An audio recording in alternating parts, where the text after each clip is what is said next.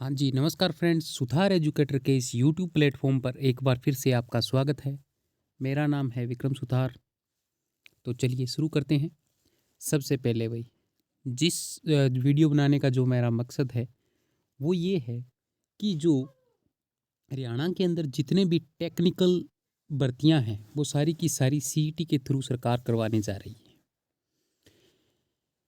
ये सभी आपको पता चल ही गया होगा, सीईटी के माध्यम से लोगों को मतलब कौन सी भर्तियां होगी, ये सब कुछ आपको पता है।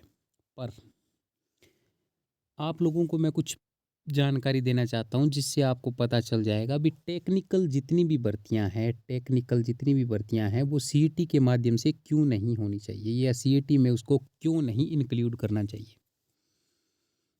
मेरे जो साथी है उनसे मैंने काफ़ी ज़्यादा डिस्कशन की थी इस बात पर, वो जब समझ गए थे मेरी बात को भी, टेक्निकल भर्ती को सीईटी के दायरे में रखना कितना नुकसानदायक है। जितने भी आईटीआई के स्टूडेंट हैं या जिन्होंने पॉलिटेक्निकल कर रखी है, इन सब के लिए यह काफ़ी खतरनाक सिद्ध हो सकता है। मैं आपको सिंपली एग्जांपल दे के समझाता हूँ।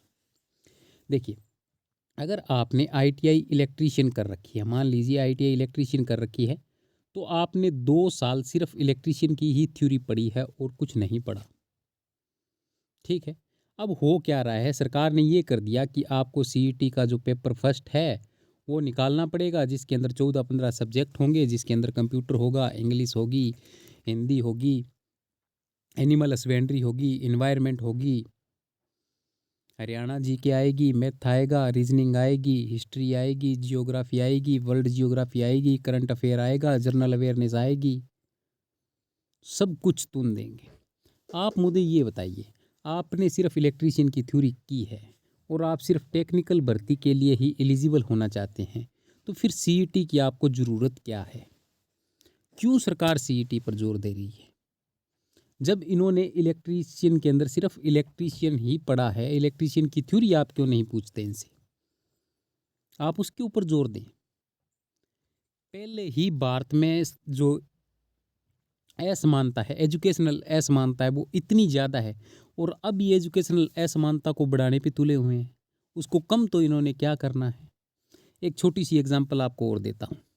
देखिए, सुनिए बात, मैं अच्छे से आपको थोड़ा सा और समझा देता हूँ भी मैं एजुकेशनल असमानता की बात क्यों कर रहा हूँ और क्यों ये सब बातें हो रही हैं।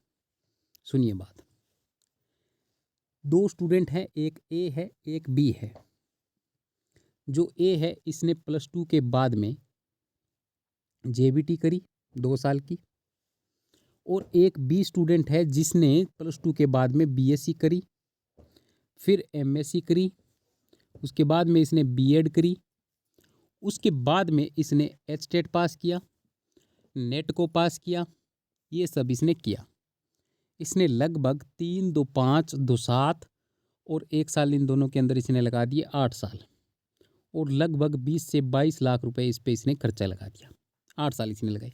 इसने सिर्फ 2 साल जेबीटी की और एचटेट पास किया, जिस पे 1 साल और लगा दिया, 3 साल लगाया, और लगभग इसका 2 से 3 लाख रुपए का खर्चा जो है वो आया है। यहाँ तक बात पकड़ में आई आपको? अब हो क्या रहा है, आए 4 साल में जेबीटी की जो भर्तियां निकलती है वो कितनी निकलती है? 4,000 से 5,000 के बीच में। बट मास्टर कैडर की आप पोस्टें देखोगे तो पिछले 22 साल में 120 पोस्टें निकली हैं और वो भी अब तक पूरी नहीं हुई है। अब ये इतनी बड़ी असमानता, इसने 20-22 लाख रुपए लगा रखे हैं, ये 2 लाख रुपए लगा के 70-72 हज़ार रुपये आज तनख्वाह ले रहा है। इसी तरह की असमानता को और बढ़ाने का कार्य कर रहे हैं ये सीईटी के इस तरह करवा कर। अगर आप लोग एकजुट न हुए, आप लोगों ने इस चीज़ का विरोध नहीं किया कि सीईटी को, इसके सीईटी के दायरे के अंदर जो टेक्निकल भर्तियां हैं उसको नहीं रखना चाहिए, तो फिर आप अपने आप भुगते रहोगे। आप पढ़ते रहोगे जनरल अवेयरनेस ये वो, और जो आपकी टेक्निकल लाइन की जो थ्योरी है वो और भूल जाओगे। ये सब बातें, मेरा कहने का मोटिव क्या था भाई? कोई नहीं बोल रहा है इस बारे में। सबको अपने सीईटी के ऊपर बेच बेचने हैं, सबको सीईटी पर बेच बेचने, 21 रुपये का ले लो, हैं? सब दुकानदार बने हुए हैं। चलो, जो भी है, जहाँ तक मेरी सोच कार्य करती थी, जहाँ तक मेरी सोच है, मैंने अपने विचार उसी अकॉर्डिंग आपके सामने रख दिए हैं। चलिए अब जो बात कर लेते हैं नेक्स्ट सवाल के बारे में। एएलएम के अंदर मैंने देखा है बहुत सारे स्टूडेंट जो है वो अब्सेंट रह रहे हैं। इसका सबसे बड़ा कारण क्या है? कुछ लोग ये मानते हैं भी जो 30 से 35 के बीच में जिनके मार्क्स है और जो क्वालिफाई हुए हैं वो सोचते हैं हमारा सिलेक्शन होना ही नहीं है, तो वो डीवी के लिए जाके अपने पैसे बर्बाद क्यों करें, समय बर्बाद क्यों करें?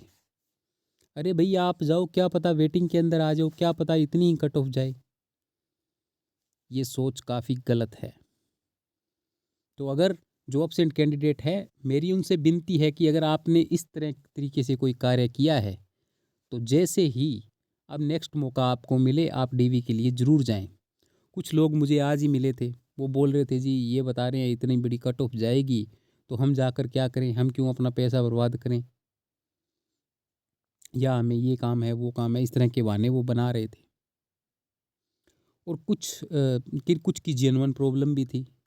और कुछ लोग ऐसे हैं इनको यही नहीं पता चला अभी रोल नंबर जो इन्होंने डाले थे उस रोल नंबर में उनका कौन से दिन है, वो रोल नंबर तक नहीं चेक कर पा रहे थे अपना, क्योंकि इतना डिफ़िकल्ट टास्क हो गया उनके लिए रोल नंबर भी बताना भी मेरा रोल नंबर किस दायरे में पड़ रहा है।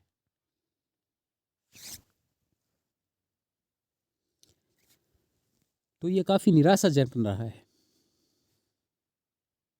तो अगर आपको मौका मिले नेक्स्ट तो आप ज़रूर जाइए। उसके अंदर बहुत सारे सीटर भी हो सकते हैं, ये तो सबको पता है। काफ़ी सारे सीटर उसके अंदर जो है वो नहीं आ रहे। कुछ लोगों की जेन्युइन प्रॉब्लम है और कुछ 30 से 35 वाले हैं जो जानबूझ के नहीं जा रहे हैं। तो नेक्स्ट मौका जब भी मिले आप ज़रूर जाइएगा। आज भी बहुत सारे स्टूडेंट जो है एब्सेंट रहे हैं। बहुत सारे मतलब बल्क के अंदर लगभग से 20 से 25% स्टूडेंट है जो वो आ ही नहीं रहे डीवी के लिए। ये बहुत बड़ा गैप है एक। हालांकि इतनी डिफ़िकल्टी से कोई एग्ज़ाम क्लियर होता है उसके बाद में आप डीवी देने नहीं जा रहे, कर क्या रहे हो भाई? बाकी आईटीआई वालों के साथ जो सरकार कर रही नाइंसाफ़ी है इसके बारे में मैं पूरा का पूरा एक्सप्लेन आपको कर दिया। एचएसएस ये अपनी मनमानी कर रही है ये भी मैंने आपको समझा दिया। आखिर कब समझेंगे हम, ये भी मैंने आपको बता दिया। ये सब तुम लोगों पर है। अगर अभी भी आप सीईटी के खिलाफ मतलब नहीं करते हो, भी टेक्निकल भर्तियों को अलग से अपने पेपर लो, तो फिर कब करेंगे हम साथ? मैं आवाज़ उठाऊंगा वैसे, इस मामले में भी मैं आवाज़ उठाने के लिए तत्पर हूँ। जो लोग हैं वो मेरा साथ दें। तो इस तरह की वीडियोस मैं हर रोज़ लेकर आता रहता हूँ। अगर आप मेरे चैनल पर नए हैं तो प्लीज़ मेरे चैनल को सब्सक्राइब ज़रूर करें और शेयर करें। आज के लिए इतना ही, मिलेंगे हम नेक्स्ट वीडियो में। धन्यवाद। स्वस्थ रहें, सुरक्षित रहें। जय हिंद, जय भारत।